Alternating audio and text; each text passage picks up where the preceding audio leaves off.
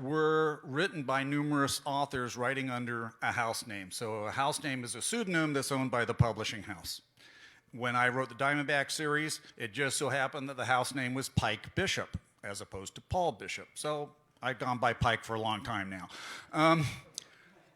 So at Wolfpack, we went back to that action-adventure setup where we have a number of books that are written under the A.W. Hart, H-A-R-T, house name. There's half a dozen series that are there. They're all written by different authors who do get credit on the title page, but we want our readers to be able to find books in that series. Once we've established the A.W. Hart brand, we want authors to go on Amazon and look for A.W. Hart. They're not going to look for the individual authors. So with that in mind, as the editor, I go out and I usually create the Bible for the series, what it's going to be, what the characters are, half a dozen plots, that type of thing. And then I go out and I find the writers to write those books in that series. And as the editor, it's my job to keep the tone and all of those things consistent throughout the series. And those books, when we release them, they come out very fast. So I usually have 6 books in hand before I even start releasing that series. Because the way that readers do today, they want a book a day, they want it now, and they want to keep reading it. If we give them a break between that, we've lost them. So those books come out very quickly. So if I have 6 books in hand, I usually have 4 more that are, for lack of a better term, on the production line waiting to come in. We also know that 10 books is about the tipping point for a series. So once I've got one series underway, I've got to get another series going for when that series runs out of steam, per se. All right? And then we kickstart with a new series, which kickstarts the original A.W. Hart series, and it's a very much a self-sustaining cycle. This is also a very good way for new authors to be able to break in. That maybe you don't have a huge social media presence, something like that we can use and take advantage of. So if I give somebody who's writing I like a chance at one of the A.W. Hart books, it gives new authors a way into the publishing world. And action-adventure is very forgiving. Action-adventure, if you're staying with that action, you can cover up a lot of rookie mistakes along the way if you understand the driving force of the story. So for me, that's where action-adventure lives. Okay. Real quick. I just want you to know why I want to set by this guy. 20 years ago, before I knew him, he gave me a review. He said, Martin, put the thrill back in Thriller. He can never do anything wrong again. I've been getting royalties for that from him ever since. Well, some people might dispute that, Larry, but we'll take your word for it. What really hurt action-adventure, in particular, and the Westerns, but what really hurt the industry overall, if you go, I mean, when I started in this business in 1985, paperbacks were like $2.99, $3.99. But then came cable TV, then came video cassette, then came DVD, then came all these other, methods of all competing for the same entertainment dollars. So action-adventure, this is, I would say, back around, in the mid-'90s, they were one of the first ones hit. Yeah. And I think the reason why you're all here today is because everything that goes around comes around, and I think we've come almost the full circle. We're publishing, I see Larry, Mike Bray's publishing for Wolfpack stuff that we stopped, we got out of the business, years ago. And Amazon, for us, for the New York publishers, they're a blessing and a curse. The blessing that things are now available, old books are being put back up. I mean, we're taking all of our backlist titles and putting them up on ebook now and making a few dollars here and there. And so there's still an audience for that. Like, I was at a conference years ago, and this woman said, well, why did you stop publishing those action-adventure books? My son loves them. Why did you stop publishing them? I said, I'll make a deal with you. If he can get 20,000 of his friends to buy copies, we'll start publishing again. The numbers were just shrinking and shrinking and shrinking. And you know, with that, again, as I said, the wholesalers all consolidating, and there's just fewer places now to sell books than there used to be. And Walmart, you know, what can I say? Attention Walmart shoppers, go to the book section, because, you know, half of it's Johnstone right now, William W. Johnstone. And even he started out in action adventure. He started out with this series called The Ashes. It was an apocalyptic, and he was kind of ahead of his time on that. And it was a really good series. I mean, I actually, before I went to Kensington and before I even knew Bill, I used to read some of those Ashes books, and they were pretty fun. They were a lot of fun. But then again, you know, there was a side. It had sort of a negative side effect, because they were so. How can I put this? They were so right wing that he started attracting all these neo-Nazi groups, and they started idolizing him. And Bill, being something of a sucker in those days, reveled in the attention, you know. And that didn't sit too well with the publisher, you know, with New York publishers, especially at Kensington, where half the staff was Jewish, you know. So we didn't, you know, we couldn't have it. The other guy in his book signing lines had a knife on his strap to his chest. Yeah, except for the ones that are in my back, but that's another story. I'll say. Anyway, that's what we're dealing with now. So, you know, if you want to write action adventure, and I assume you're here for that reason, time's right. The thing to remember, too, there's two books. Western culture identifies as two books that are progenitors of the action adventure field, which is the Iliad and the Odyssey. The Iliad was men going to war, and the Odyssey was men coming home from war. And so all the books, Anabasis was a group trapped behind enemy lines. Took them 10 years to get back to safety and everything else. So we have these stories. The Executioner started out as a one-off novel called Duty Killer, which, I don't know, Paul, you knew that? Okay, and Gary, you probably knew that too. But the thing of it is, it started in 1969. No publisher in New York would take it. So Don Pendleton approached a publisher called Beeline Books. Does anybody know Beeline Books? I remember Beeline. Very low-end paperback publisher. They were dirty books. Yeah. Porn. They published porn. Lawrence Block and a lot of other New York Times bestsellers, that's where they first started writing.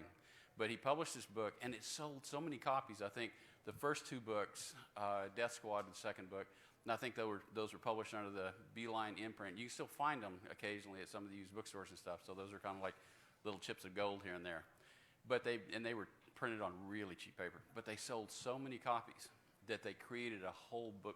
Beeline became Pinnacle. And to write for Pinnacle, all you had to do was come up with a verb, add ER at the end, and you had a series. That hasn't changed now. Executioner, penetrator, negotiator, whatever it is. Butcher. Yeah, Which Punisher. is Punisher. Okay. The Punisher was actually a Butcher. blatant ripoff of the Executioner for Marvel Comics, because I'm a big comic fan. But they took him, and the thing of it was, he was supposed to be a villain, ended up becoming a hero. And so he's still one of the biggest sellers. He and Wolverine, who are also, I'm really the best there is in the world at what I do, but what I do is not very nice.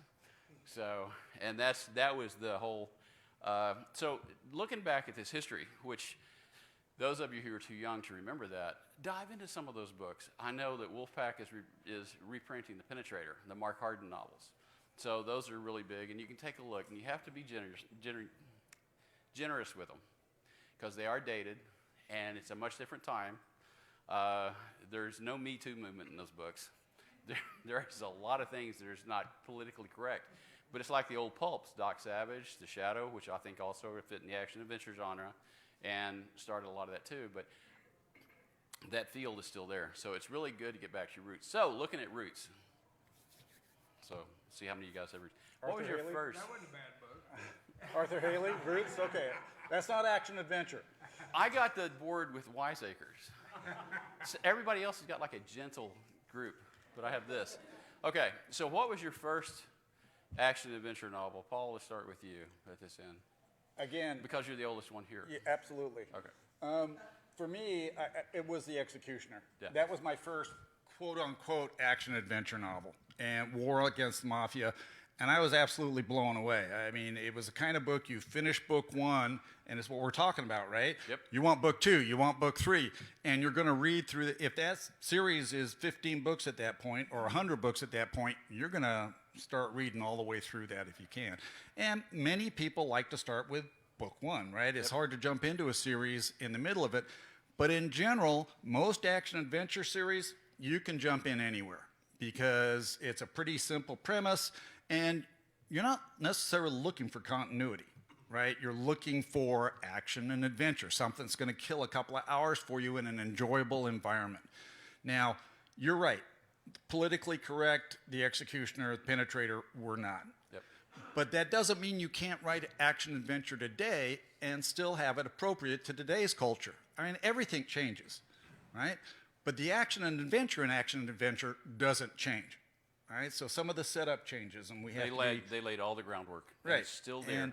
And even before that, as you say, the Shadow and Doc Savage and so many of the pulp heroes laid that groundwork for where we are with action and adventure. Yep. So it's a very, very viable market, and that's what we're here for today at this conference. We're not here to learn how to write. We're here to learn how to publish and market. That's what it's all about. And action adventure is a very viable marketing genre. And if you understand how it works, if you understand what goes into it, and you don't try to get pretentious with it, start reading some gold medal books from back in the day. Yep. 120 to 180 pages of just solid, terrific writing. You capture that in an action adventure series today, I want to talk to you. Dan J. Marlowe is one of the ones I'd really recommend from the gold medal Oh, days. yeah. He was just fantastic. Dan J. Marlowe wrote two of the hardest boiled books I've ever written. It's a precursor to Richard Stark Donald Westlake's Parker books, and that is the most dangerous. Death is the Most Dangerous Game, and One Endless Hour. Those are two books that follow right one into the other. And if you want perfect examples of what action adventure is, go read those. Yep. Okay. Larry. Death is the name of the game. He said, Parker, if you want to learn how to write dialogue, read Parker. My first action adventure was my first book, which was a historical, but like again, it had conflict in every scene. Then I wrote a conventional Western that was, you get 5 or 6 people killed.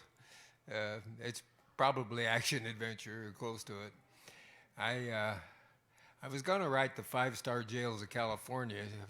Which if you're going to have a little experience, it helps too. But I didn't. Nobody would buy it. Okay.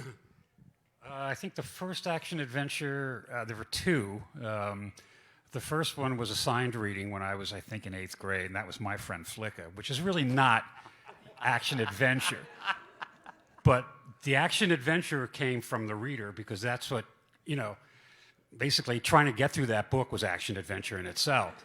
Now, you have to understand, my junior high school in Brooklyn, it was hard for a lot of the students, my student, the kids I went to school with, it was hard for them to relate to a book about a kid and a pony, okay? I mean, I remember Tommy Terrazzo was a friend of my Italian, and he kind of summed it up when he said, "What's with this fucking horse? Why doesn't he go out and steal a fucking car?" Pardon my French. The other one was so they really did. It was hard for them to relate to that. The other one was something I found in my father's workshop. It was called Wall Street Sweater Girl, and it was all these hedge fund managers and stockbrokers all chasing after this one woman who wore this very tight sweater, and they ended up killing each other. And what can I say? It wasn't packaged as, it certainly wasn't packaged as action adventure, but there was a lot of killing in it, so I guess it qualified. Sorry, I just said, times have changed a little bit, haven't they? We're going to talk about that. We'll talk about that. I think I don't remember the name of the book. I was a kid, but I read must have been an old Travis McGee novel. Great stuff. And I think my granddad had given it to me, and I thought, well, that was really good. I wonder if they'll ever write any more of those. I'll check at the store next time I go. 21 of them, Nick, just so you know. Okay. I had no idea. I was a kid. His McDonald's, I love the Travis McGee's, but the books he did in the 50s for Gold Medal and for very good agent. He represented Lawrence Block and We think- Donald oh, that's Westlake and some of these other guys. And I forgot about the first action-adventure book, actually. It was actually the Taking of Pelham 1, 2, 3, which is one of the best friggin' books I've ever read. I mean, I loved it. And Hi, I really love anti-heroes and morally gray protagonists. Can you guys offer advice if you don't want to do a redemption arc? What are other ways that those characters can grow? Need to be morally gray, anti-hero, Action but also adventure sympathetic. genre is now haunted.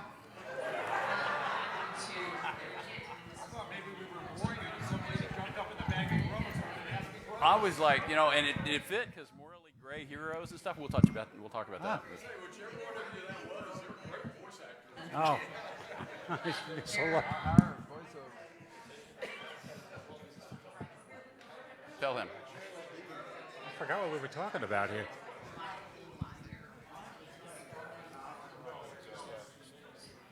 Yeah, they've done it as a movie a couple of times. So, okay. So Nick, what is the very first your Travis McGee? Which, if you've not read Travis McGee, which is also published by Gold Medal and stuff like that, I really recommend. And a lot of the Gold Medal stuff has been reprinted, so find some of it. It's not going to be this day and age. I teach at University of Oklahoma, and my kids go, "Why do we have to read this?" I say, "Because some of it's good." Because, well, what do you see good about it? And then I just shake my Next head. question. So if you're writing a normal novel and you want to bring in a point of view of the dark character, how much, and this is going to be a general idea, but how much of that point of view would you actually bring into the book? Would it be 0, 10%? You don't. It's not me. First of all, how dare you, sir? This is like being in a multiplex. Channel, so we should be okay now. Okay. As long as none of these mics are going through channel 1, we should be okay. Multiplex theory, we can hear the Okay. screen next door, you know. I'm just curious to know who's getting our audio in their room. There'd be people out in the hall tracking us down looking Poop. for us, I'm sure. Yeah, because, I mean, I'm just going to say funny words and see if anybody comes in. Okay, so we kind of touched on that, but if we look at then and now, because then it was very kind of right-wing to a degree. I mean, very much outside of norm, because vigilante killers, vigilante hunters. The Destroyer, there was a movie called Remo Williams, which is not really good, but I took my 24-year-old kid and had him watch it with me this summer, and he goes, "That's not bad." Which, from a 24-year-old kid, for those of you who are parents, that's kind of like, you know, a good vote. But, so we have a lot of that. So what I want to ask you guys now, who do you see as the action-adventure hero of today? Paul? I just signed an author last week by the name of Gary Phillips. Some of you may know some of his work. He pitched me a character named Jackie Alvarez. Basically, somewhat of a female Jack Reacher is the best way I can describe it at this point. But Gary's a very socially conscious individual. And my guidance to him was, I know this is, we talked about right-wing in the past. Yep. I know that the Jackie Alvarez books lean left, but don't make them lean so far left that we lose our audience, right? So again, you can write what you want, but if you want to sell and you want to be successful, you've also got to keep your audience in mind. So yeah, there's room for a liberal action-adventure book, a hero for the downtrodden sort of thing. But again, it's still got to have that action-adventure vibe that keeps it going. So trends change, but we still want to read fast-paced stories, and that's where we are. I want to tie onto that really quick because there's actually an action-adventure novel, The Executioner, because Feroz Muhammad was my editor for years, and Feroz was the first editor that bought me. And there was a writer who goes, "Oh no, I have the perfect Executioner novel." And he should have been renamed The Pacifier and not the Vin Diesel Pacifier. Because nothing happened that whole book, but they talked about a lot of things. And that book has never seen the light of day. I would still love to see it, because this was done by an editor at Gold Eagle, which was Harlequin at the time. Yeah, I mean, you want to talk about the downtrodden? I have found in the last, 15 years, that conservatives are now the downtrodden, at least in book publishing. when I got to Kensington in 2003, they brought me in basically to handle William Johnstone and the Westerns. And at the time, he had a book that had never been delivered. It was an untitled thriller. And I said to the publisher, I said, you know what, we should publish this. I mean, she says, well, there's no plot, there's no nothing. I mean, I said, well, leave that to me. So I came up with, I actually wrote the outline. It's called Vengeance is Mine, and it's about a fourth-generation Texan who has a ranch right on the Mexican border down in Del Rio, Texas. And the drug cartels are slaughtering his cattle and smuggling illegals through his ranch. And the law, of course, is in the pocket of the cartels. So this man, he becomes like a one-man army. And, I mean, it was really brutal. And at one point, they kidnap his wife, they throw her out of a helicopter, and he calls up some of his old buddies from the Vietnam War in which he served. This was 18 years ago this book was done. And they come and they take on the cartels and they chase them out. And, nobody wanted to touch it at Kensington, but I persevered and we published it and it sold like crazy. And then from that day on, every year we would do another thriller. The villains have changed. It used to be the Russians, used to be, God knows. I said, no, we have new villains. We have Muslims, 9/11. And it pains me to say this, but that was, in terms of book selling, that was kind of a boon for the thriller action-adventure genre because, Americans were so furious. One of the traps that is very easy to fall into now, and this has plagued me ever since what's-his-face invented Facebook, but social media can destroy in a heartbeat.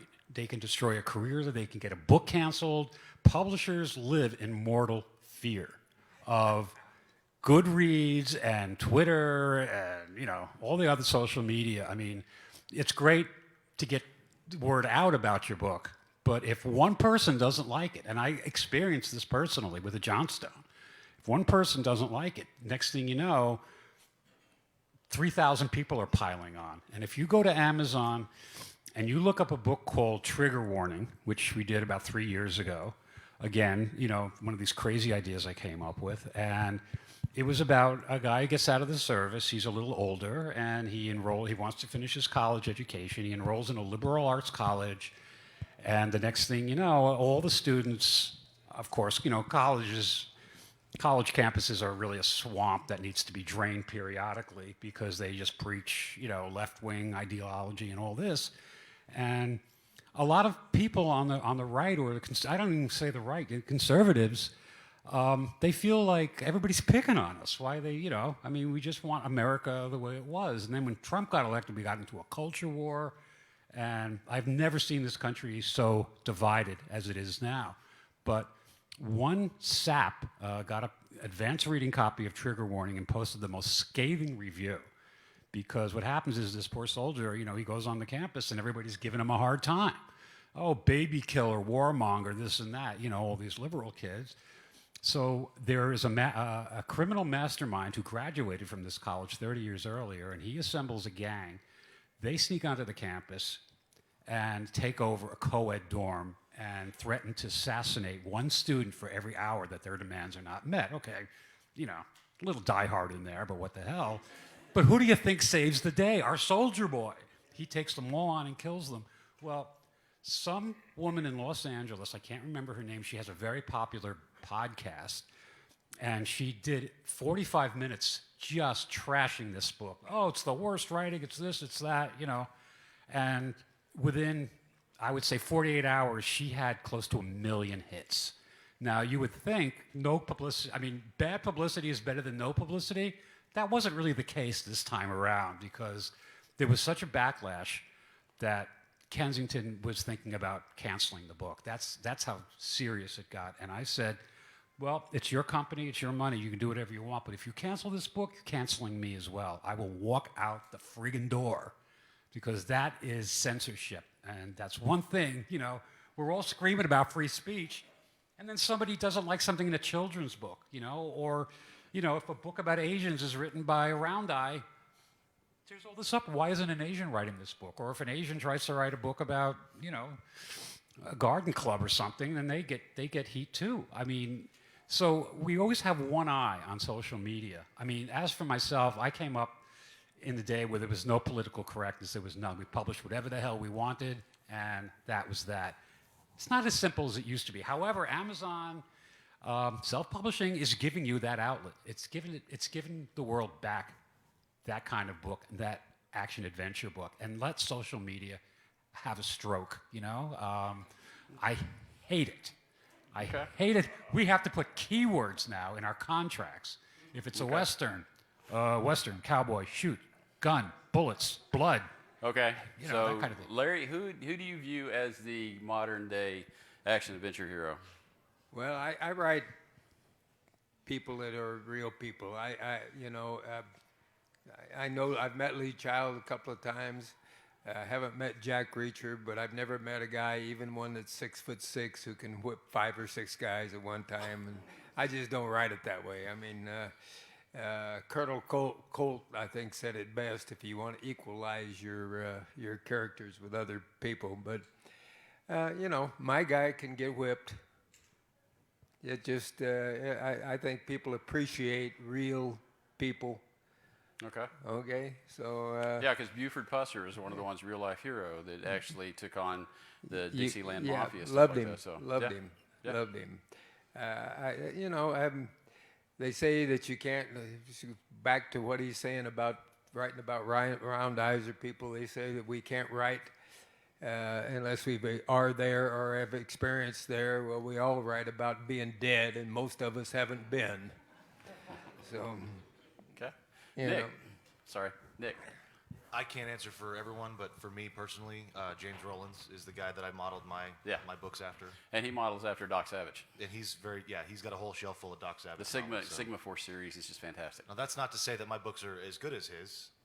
But they don't have Very to closely, be. very close, almost as good as He his. can't write all year long, so That's Nick, what you're it there is. occupying space That's for what it people is. who want that. So. So he's the guy that I think is the master of the genre right now. He's very good. Yeah, and that's one of the things you remember when you write action adventure. If you just simply have something happen, like Paul talked about, one thing after another. So let's talk about something else that happens, because when we had these action adventure heroes back in the 70s, they had paper-thin characters, which worked perfectly, because I just want to know what gun he's using in this book. Because a lot of us are still favorite of, really like the Automag that the Executioner carried for a long time, the Desert Eagle. Anybody here shot a Desert Eagle 50 cal? Awesome. The Smith & Wesson 500 is even better, just so you know. But the thing that we want to talk about now is characterization. How much characterization does an action-adventure hero need now, Nick? It depends on the body count. Seriously, I mean, I used to tell my authors, I'm sorry, Nick, I used to tell my action-adventure authors, I don't care what you do, just kill a lot of people, okay? Because that's why people are buying these things. They're buying them, they want the bloodshed, let's face it, okay? And that hasn't changed. I mean, I still give out the same instructions, only for Western writers. I said, I want you to kill somebody in the very first scene. Because, as one of our reps explained to me years ago, he said, you go into Walmart, a husband and wife go into Walmart, she's picking up whatever it is she needs to pick up. He drifts over to the book section. And he said, you pick up a book, open it up, and if that book doesn't grab the reader in the first paragraph, back on the shelf it goes. And I never forgot that. That was a really good lesson. So I made sure from that day on that every book that I published opened with a bloodbath. Because from there, it's hard to stop. It's like eating peanuts, you just can't. Okay. So it's your turn. No, that's fine. Very simply, I tell authors that you hook them with the plot and you make them fall in love with the characters. And I got that wrong. When I first started writing, I thought that I was just going to have... the books that I read, I remembered the plots. So I thought that meant I needed to write only plot. And so if you read, you won't because it doesn't exist anymore, but if you were to have read my first book, the very first version of it, every character is a white, sarcastic guy running around shooting stuff. And I was stunned that people didn't think that the characters were very well developed. And so I've come to learn now that the plot in this genre is what attracts people into the book that looks like something they want to click on and read. And the characters, if you do it well and you give them some depth and nuance and an arc, it's going to bring them in for the rest of the books in the series. And that's been true for my That's readers. one of the things. First Mickey- book I sold to Oh, we're done? Kensington. We're done? I was wondering why you were standing there. Okay. Yeah. Well, sorry, I did not see you. Okay. I hope you guys have learned something here. There's a lot to learn. This is a big genre, and there's a lot of things still happening within it. One of the things that happened that changed in the 70s and 80s was the readership changed from male to female, because the mystery readers, same thing, used to be 70% male. It's now 70, 80% female. So there is a new book. Her Name is Night, which is a new action adventure novel that came out from Thomas and Mercer, and is absolutely selling like crazy. And it's a female action adventure hero. So anything you guys want to post and say, Your look action at my. adventure hero, my feeling has always been it's not necessarily who he is, it's what he stands for. Okay. And if he stands for law and order and justice, and kills evildoers, and there are plenty, I think that was really kind of the key for us back in the day. And Paul? that hasn't changed. It's still. The first chapter sells the book. The last chapter sells the next book. Mickey Spillane. Mickey Spillane. Okay. Nice man. I the jury. What? I the jury. One of my Yeah. favorite books. Is there anything you've got out now that you want to tell people about, Larry? I'm making a movie. I'm spent the last 8 months making a movie, but Mike Bray can tell you about, I don't know, about 65 of my books or so that he's got on the shelf. So. Okay. My Repairman series, I got 1,250. I just looked this morning. I got 1,250 5-star reviews. So I guess it's doing okay, thanks to Mike. Okay. Nick? No. No? I'm easy to find. Okay. There's nothing else then. One question, real quick. Yeah, real quick. How long are action adventure novels nowadays? Okay, I'll field this one 87,459 words. every time. That's Back in the day, That's a good, solid, safe number. in the Gold Eagle days, they were 50,000 words, which is a nice tight read, which I think we can get back to that somewhat. However, on the downside, you lose the page reads, because that's one of the things that will be anywhere from 50 to 60, 70% of your sales if you're going through Kindle. So that's one of the things you have to be aware of. So a book is only as long as it's going to be, so I mean, if you plot a short book, you'll probably write a short book. I would err on the side of a lot larger, just because of the page reads. Our sweet spot is between 65 and 70K. Yep. Which traditionally after the 50s became a standard. Okay? Let's see.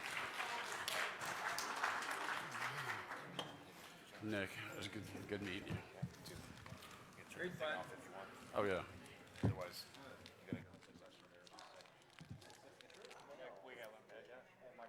That's not my real name.